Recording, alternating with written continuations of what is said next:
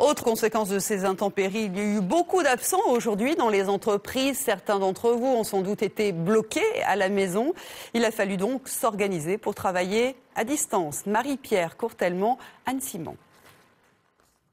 Même dans cette ville de la banlieue parisienne, la neige a nécessité quelques adaptations.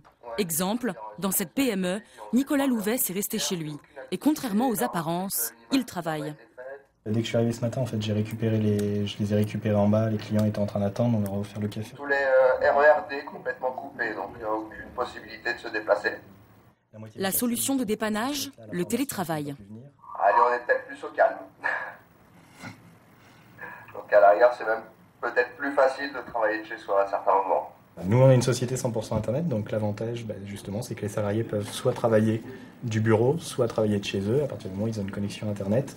Chaque salarié est équipé d'un smartphone, donc pareil, au pire, si la connexion Internet de chez lui est défaillante, il a juste à brancher son smartphone sur son ordinateur. Dans cette société spécialisée dans les chèques cadeaux pour les comités d'entreprise, 30% des 100 salariés manquaient aujourd'hui à l'appel. Mais le patron semble très bien s'en accommoder. Globalement, ce qui n'a pas été fait aujourd'hui, potentiellement, peut se faire demain. Et même encore plus, puisque nos équipes qui ont pu tranquillement télétravailler aujourd'hui ou poser des congés ou des jours de RTT seront potentiellement plus détendues demain. Mon parcours professionnel, j'ai commencé à travailler... Lui est venu coûte que coûte. Et pour cause, il avait aujourd'hui un entretien d'embauche. C'est déjà difficile d'avoir des entretiens d'embauche actuellement et je suis très motivé pour le poste. Donc j'ai pris mes précautions, je suis parti tôt de chez moi ce matin. En revanche, je ne sais pas à quelle heure je rentrerai chez moi, je ne sais pas si j'aurai des RER ce soir.